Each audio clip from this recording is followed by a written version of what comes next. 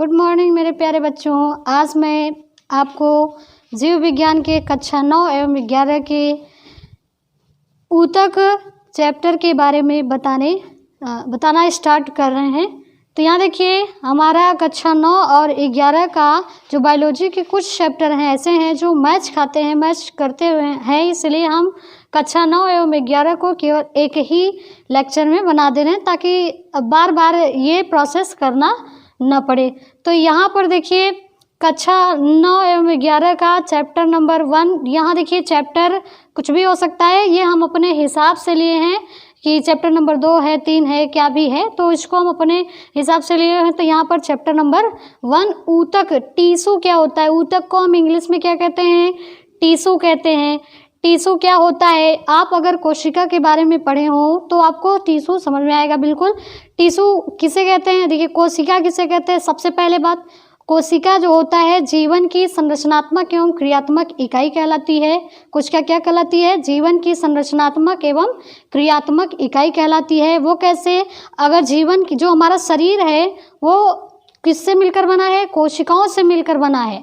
हमारे शरीर का निर्माण किस तरीके से हुआ है, कोशिकाओं से हुआ है, तो उसको हम संरचना बोलते हैं। और जितनी भी क्रियाएं होती हैं सब किस में संपन्न होती हैं, कोशिका में संपन्न होती है, इसलिए हम उसको क्या कहते हैं, जीवन की संरचनात्मक एवं क्रियात्मक इकाई को क्या कहते हैं, कोशिका कहते हैं। यहाँ पर देखिए ऊतक लिखा हुआ है, तो ऊतक किसे कहते हैं, कोशिकाओं के समूह। देखिए यहाँ पर लिखा हुआ है कोशिकाओं का एक ऐसा समूह, कोशिकाओं का एक ऐसा समूह जिसमें कोशिका की संरचना एवं कार्य एक समान होता है, उसे हम क्या कहते हैं, ऊतक कहते हैं। कहने का मतलब होता है जब कोशिका एक होती है तो उसको हम एक कोशिका बोलते हैं। जब ढेर सारी कोशिकाएं आपस में मिल जाती हैं तो उसी को हम क्या कहते हैं, ऊतक कहते हैं। जब ढेर सारी कोशिकाएं आपस में मिल जाती है तो उसको हम ऊतक कहते हैं। तो यहाँ पर पहला पॉइंट, कोशिकाओं का एक ऐसा समूह जिसमें कोशिका की संरचना एवं कार्य एक समान होता है, उसे हम क्या कहते हैं, ऊतक कहते हैं। तो कोशिकाएं ढेर सारी मिलकर के ऊतक बनाती हैं, लेकिन वो कोशिकाएं आपस में केवल एक ही कार्य करनी चाहिए, तभी उसको हम क्या मानेंगे, ऊतक मानेंगे। तो यहाँ पर देखिए ऊतक जो होता है, ऊतक शब्द जो होता है बाइकाट नामक वैज्ञानिक ने दिया। जैसे बायोलॉजी शब्द लैमार्क और ट्रेविनेरस ने 1802 ईस्वी में दिया था, उसी तरीके से ऊतक जो है बाइकाट नामक वैज्ञानिक ने दिया। अगर आगे चले तो यहाँ पर ऊतक का अध्ययन क्या कहलाता है, औतकी कहलाता है। इसको इंग्लिश में हम क्या कहते हैं, हिस्टोलॉजी कहते हैं। जैसे जीवों का अध्ययन क्या कहलाता है, बायोलॉजी कहलाता है, उसी तरीके से ऊतक का अध्ययन क्या कहलाता है, औतकी कहलाता है, हिस्टोलॉजी कहलाता है। फिर जंतु ऊतक एवं पादप ऊतक अलग अलग प्रकार के होते हैं। ऐसा इसलिए आप कहेंगे ये कैसा हो गया, तो ऐसा इसलिए क्योंकि जंतु में शरीर संरचना और उनका कार्य काफ़ी हद तक अलग है और पौधों में अलग है। पौधे क्या करते हैं, एक स्थान पर स्थिर होते हैं, लेकिन जंतु गतिशील होते हैं, वो एक स्थान से दूसरे स्थान पर जाते हैं। पौधे अपना भोजन स्वयं बनाते हैं, परंतु जंतु अपना भोजन स्वयं नहीं बनाते। इसलिए पादप ऊतक और जंतु ऊतक अलग अलग तरीके का, अलग अलग प्रकार का होता है। अगर आगे चले तो हम यहाँ पर लिखा है पादप ऊतक मुख्यतः 2 प्रकार का होता है। पहला है विभज्योतक ऊतक और स्थायी ऊतक। पादप ऊतक कितने प्रकार का होता है, 2। पादप ऊतक मुख्यतः 2 प्रकार का होता है, विभज्योतक ऊतक और स्थायी ऊतक। फिर यहाँ लिखा है जाइलम, यहाँ इसको ट्रिपल स्टार इसलिए कहें क्योंकि ये हर एग्जाम में पूछा जाता है, चाहे हाई स्कूल का एग्जाम हो, चाहे इंटर का हो, चाहे कंपटीशन का हो, हर एग्जाम में ये पूछा जाता है। तो जाइलम क्या होता है, जल संवहनी ऊतक। पौधों में ऐसा ऊतक जो जड़ों से जल को अवशोषित करके पौधों के प्रत्येक भागों तक पहुंचाता है, उसको हम क्या कहते हैं, जल संवहनी ऊतक कहते हैं। अर्थात यह ऊतक जो जाइलम है, ये जल को जड़ों से पौधों के प्रत्येक अंग जैसे पत्ती, तना, जड़, इन सब जगह पहुंचाने का कार्य करता है। इसीलिए इस ऊतक को, जाइलम को हम जाइलम जल संवहनी ऊतक भी कहते हैं। यहाँ पर आ गया फ्लोयम। फ्लोयम क्या होता है, खाद्य संवहनी ऊतक होता है। यह क्या करता है, खाद्य पदार्थों को एक ऊपर से पत्तियों में बने भोज्य पदार्थों को कहाँ ले जाता है, जड़ों तक पहुँचाता है। यानी पत्तियाँ जो होते हैं प्रकाश संश्लेषण क्रिया द्वारा अपना भोजन स्वयं बनाती हैं, भोजन निर्माण करती हैं, तो वो बने भोजन को फ्लोएम जो है वो जड़ों तक ले आने का कार्य करता है। फिर उसके बाद हमने यहाँ लिखा है रक्त। रक्त क्या होता है, इसको हम रुधिर भी कहते हैं, खून भी कहते हैं। तो रक्त एक प्रकार का तरल संयोजी ऊतक है। तरल का मतलब लिक्विड, जो गति करता हो, मतलब उसको जैसे जल है, जल क्या है, लिक्विड है। तरल संयोजी ऊतक, संयोजी ऊतक उसे कहा जाता है जो एक अंग को दूसरे अंग से जोड़ता है। संयोजी का मतलब होता है जोड़ने वाला ना, तो उसको हम तरल संयोजी ऊतक कहते हैं। यहाँ पर आ जाता है मस्तिष्क में कौन सा ऊतक पाया जाता है, तंत्रिका ऊतक पाया जाता है। जो हमारा ब्रेन है उसमें कौन सा ऊतक बना हुआ है या कौन सा ऊतक मिलता है उसमें, तंत्रिका ऊतक। जो हमारी त्वचा है किस ऊतक की बनी है, उस उपकला ऊतक, इसको हम एपिथेलियल ऊतक कहते हैं। फिर यहाँ पर आ गया पेशियों को अस्थि से जो जोड़ता है उस ऊतक को हम कांडरा कहते हैं। पेशी को अस्थि से जोड़ने वाले ऊतक को हम क्या कहते हैं, कांडरा कहते हैं। तो एक बार फिर से देख लेते हैं यहाँ पर चैप्टर नंबर 1 ऊतक टिश्यू। हमने ये बताया कोशिकाओं का एक ऐसा समूह जिसकी संरचना एवं कार्य समान हो, उसको हम क्या कहते हैं, ऊतक कहते हैं। ऊतक जो है बाइकाट नाम वैज्ञानिक ने सर्वप्रथम दिया था। ऊतक का क्या अध्ययन क्या कहलाता है, औतकी हिस्टोलॉजी कहलाता है। जंतु ऊतक और पादप ऊतक अलग अलग प्रकार के होते हैं। उनके शरीर संरचना के आधार पर पादप ऊतक मुख्यतः 2 प्रकार का होता है, इस द्विबीजोतक ऊतक और स्थायी ऊतक। फिर जाइलम जो होता है जल संवहनी ऊतक है, अर्थात ये जल को जड़ों से अवशोषित करके पौधों के प्रत्येक अंगों तक पहुंचाता है, ये जाइलम। फिर फ्लोएम क्या है, खाद्य संवहनी ऊतक है, ये भोज्य पदार्थों को, पत्तियों में बने भोज्य पदार्थों को पौधों के प्रत्येक भागों तक पहुंचाता है। फिर रक्त के बारे में, खून क्या एक प्रकार का, ब्लड क्या है, एक प्रकार का तरल संयोजी ऊतक है। और लास्ट में आ जाता है मस्तिष्क में जो हमारे ऊतक पाया जाता है उसको हम तंत्रिका ऊतक कहते हैं। त्वचा जो हमारे जिस ऊतक की बनी होती है उसको उपकला ऊतक कहते हैं। और पेशियों को अस्थि से जोड़ने वाली ऊतक को कांडरा कहते हैं। तो आज के लिए हम इतना सारा ये पॉइंट जो जाने हैं इसको आप अच्छे से नोटबुक बनाइए, उसको लिखिए, एक एक चीज़ समझकर चलिए। अगर थोड़ा थोड़ा करके चलेंगे तो काफ़ी कुछ सीखा जा सकता है।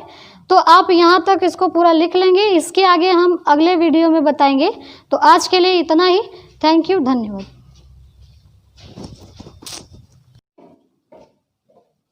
गुड मॉर्निंग मेरे प्यारे बच्चों। आज मैं आपको जीव विज्ञान के कक्षा 9 एवं 11 के ऊतक चैप्टर के बारे में बताना स्टार्ट कर रहे हैं। तो यहाँ देखिए हमारा कक्षा 9 और 11 का जो बायोलॉजी के कुछ चैप्टर हैं ऐसे हैं जो मैच खाते हैं, मैच करते हुए हैं, इसलिए हम कक्षा 9 एवं 11 को केवल एक ही लेक्चर में बना दे रहे हैं ताकि बार बार ये प्रोसेस करना न पड़े। तो यहाँ पर देखिए कक्षा 9 एवं 11 का चैप्टर नंबर 1, यहाँ देखिए चैप्टर कुछ भी हो सकता है, ये हम अपने हिसाब से लिए हैं कि चैप्टर नंबर 2 है, 3 है, क्या भी है, तो इसको हम अपने हिसाब से लिए हैं। तो यहाँ पर चैप्टर नंबर 1 ऊतक, टिश्यू क्या होता है, ऊतक को हम इंग्लिश में क्या कहते हैं, टिश्यू कहते हैं। टिश्यू क्या होता है, आप अगर कोशिका के बारे में पढ़े हो तो आपको टिश्यू समझ में आएगा बिल्कुल। टिश्यू किसे कहते हैं, देखिए कोशिका किसे कहते हैं। सबसे पहले बात, कोशिका जो होता है जीवन की संरचनात्मक एवं क्रियात्मक इकाई कहलाती है। कोशिका क्या कहलाती है, जीवन की संरचनात्मक एवं क्रियात्मक इकाई कहलाती है। वो कैसे, अगर जीवन की जो हमारा शरीर है वो किससे मिलकर बना है, कोशिकाओं से मिलकर बना है। हमारे शरीर का निर्माण किस तरीके से हुआ है, कोशिकाओं से हुआ है, तो उसको हम संरचना बोलते हैं। और जितनी भी क्रियाएं होती हैं सब किस में संपन्न होती हैं, कोशिका में संपन्न होती है, इसलिए हम उसको क्या कहते हैं, जीवन की संरचनात्मक एवं क्रियात्मक इकाई को क्या कहते हैं, कोशिका कहते हैं। यहाँ पर देखिए ऊतक लिखा हुआ है, तो ऊतक किसे कहते हैं, कोशिकाओं के समूह।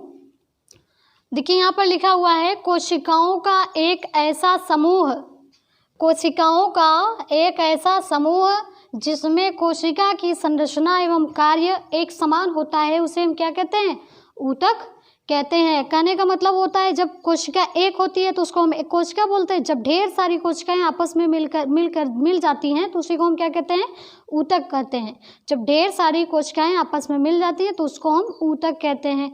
तो यहाँ पर पहला पॉइंट, कोशिकाओं का एक ऐसा समूह जिसमें कोशिका की संरचना एवं कार्य एक समान होता है, उसे हम क्या कहते हैं? ऊतक कहते हैं। तो कोशिकाएं ढेर सारी मिलकर के ऊतक बनाती हैं, लेकिन वो कोशिकाएं आपस में केवल एक ही कार्य करनी चाहिए, तभी उसको हम क्या मानेंगे? ऊतक मानेंगे। तो यहाँ पर देखिए ऊतक जो होता है, ऊतक शब्द जो होता है बाइकाट नामक वैज्ञानिक ने दिया। जैसे बायोलॉजी शब्द लैमार्क और ट्रेविनेरस ने 1802 ईस्वी में दिया था, उसी तरीके से ऊतक जो है बाइकाट नामक वैज्ञानिक ने दिया। अगर आगे चले तो यहाँ पर ऊतक का अध्ययन क्या कहलाता है? औतकी कहलाता है। इसको इंग्लिश में हम क्या कहते हैं? हिस्टोलॉजी कहते हैं। जैसे जीवों का अध्ययन क्या कहलाता है? बायोलॉजी कहलाता है। उसी तरीके से ऊतक का अध्ययन क्या कहलाता है? औतकी कहलाता है, हिस्टोलॉजी कहलाता है। फिर जंतु ऊतक एवं पादप ऊतक अलग अलग प्रकार के होते हैं। ऐसा इसलिए आप कहेंगे ये कैसा हो गया?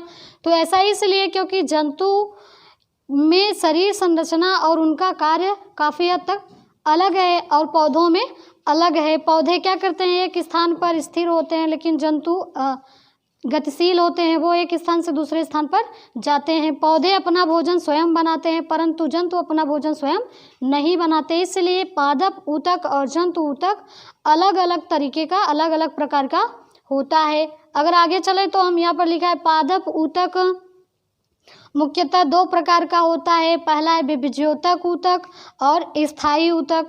पादप ऊतक कितने प्रकार का होता है? 2। पादप ऊतक मुख्यतः 2 प्रकार का होता है, विभज्योतक ऊतक और स्थायी ऊतक। फिर यहाँ लिखा है जाइलम। यहाँ इसको ट्रिपल स्टार इसलिए कहें क्योंकि ये हर एग्जाम में पूछा जाता है, चाहे हाई स्कूल का एग्ज़ाम हो, चाहे इंटर का हो, चाहे कंपटीशन का हो, हर एग्ज़ाम में ये पूछा जाता है। तो जाइलम क्या होता है? जल संवहनी ऊतक। पौधों में ऐसा ऊतक जो जड़ों से जल को अवशोषित करके पौधों के प्रत्येक भागों तक पहुंचाता है, उसको हम क्या कहते हैं? जल संवहनी ऊतक कहते हैं। अर्थात यह ऊतक जो जाइलम है, ये जल को जड़ों से पौधों के प्रत्येक अंग जैसे पत्ती, तना, जड़, इन सब जगह पहुंचाने का कार्य करता है। इसीलिए इस ऊतक को, जाइलम को हम जाइलम जल संवहनी ऊतक भी कहते हैं। यहाँ पर आ गया फ्लोएम। फ्लोएम क्या होता है? खाद्य संवहनी ऊतक होता है। यह क्या करता है? खाद्य पदार्थों को एक ऊपर से पत्तियों में बने भोज्य पदार्थों को कहाँ ले जाता है? जड़ों तक पहुँचाता है। यानी पत्तियाँ जो होते हैं प्रकाश संश्लेषण क्रिया द्वारा अपना भोजन स्वयं बनाती हैं, भोजन निर्माण करती हैं, तो वो बने भोजन को फ्लोएम जो है वो जड़ों तक ले आने का कार्य करता है। फिर उसके बाद हमने यहाँ लिखा है रक्त। रक्त क्या होता है? इसको हम रुधिर भी कहते हैं, खून भी कहते हैं। तो रक्त एक प्रकार का तरल संयोजी ऊतक है। तरल का मतलब लिक्विड, जो गति करता हो, मतलब उसको, जैसे जल है, जल क्या है? लिक्विड है। तरल संयोजी ऊतक, संयोजी ऊतक उसे कहा जाता है जो एक अंग को दूसरे अंग से जोड़ता है। संयोजी का मतलब होता है जोड़ने वाला ना, तो उसको हम तरल संयोजी ऊतक कहते हैं। यहाँ पर आ जाता है मस्तिष्क में कौन सा ऊतक पाया जाता है? तंत्रिका ऊतक पाया जाता है। जो हमारा ब्रेन है उसमें कौन सा ऊतक बना हुआ है या कौन सा ऊतक मिलता है उसमें? तंत्रिका ऊतक। जो हमारी त्वचा है किस ऊतक की बनी है? उस उपकला ऊतक, इसको हम एपिथेलियल ऊतक कहते हैं। फिर यहाँ पर आ गया पेशियों को अस्थि से जो जोड़ता है उस ऊतक को हम कांडरा कहते हैं। पेशी को अस्थि से जोड़ने वाले ऊतक को हम क्या कहते हैं? कांडरा कहते हैं। तो एक बार फिर से देख लेते हैं यहाँ पर चैप्टर नंबर 1 ऊतक टिश्यू। हमने ये बताया कोशिकाओं का एक ऐसा समूह जिसकी संरचना एवं कार्य समान हो, उसको हम क्या कहते हैं? ऊतक कहते हैं। ऊतक जो है बाइकाट नामक वैज्ञानिक ने सर्वप्रथम दिया था। ऊतक का क्या अध्ययन क्या कहलाता है? औतकी हिस्टोलॉजी कहलाता है। जंतु ऊतक और पादप ऊतक अलग अलग प्रकार के होते हैं। उनके शरीर संरचना के आधार पर पादप ऊतक मुख्यतः 2 प्रकार का होता है, विभज्योतक ऊतक और स्थायी ऊतक। फिर जाइलम जो होता है जल संवहनी ऊतक है, अर्थात ये जल को जड़ों से अवशोषित करके पौधों के प्रत्येक अंगों तक पहुंचाता है, ये जाइलम। फिर फ्लोएम क्या है? खाद्य संवहनी ऊतक है। ये भोज्य पदार्थों को, पत्तियों में बने भोज्य पदार्थों को पौधों के प्रत्येक भागों तक पहुंचाता है। फिर रक्त के बारे में, खून क्या एक प्रकार का, ब्लड क्या है? एक प्रकार का तरल संयोजी ऊतक है। और लास्ट में आ जाता है मस्तिष्क में जो हमारे ऊतक पाया जाता है उसको हम तंत्रिका ऊतक कहते हैं। त्वचा जो हमारे जिस ऊतक की बनी होती है उसको उपकला ऊतक कहते हैं। और पेशियों को अस्थि से जोड़ने वाली ऊतक को कांडरा कहते हैं। तो आज के लिए हम इतना सारा ये पॉइंट जो जाने हैं इसको आप अच्छे से नोटबुक बनाइए, उसको लिखिए, एक एक चीज़ समझ कर चलिए। अगर थोड़ा थोड़ा करके चलेंगे तो काफ़ी कुछ सीखा जा सकता है। तो आप यहाँ तक इसको पूरा लिख लेंगे, इसके आगे हम अगले वीडियो में बताएंगे। तो आज के लिए इतना ही। थैंक यू, धन्यवाद।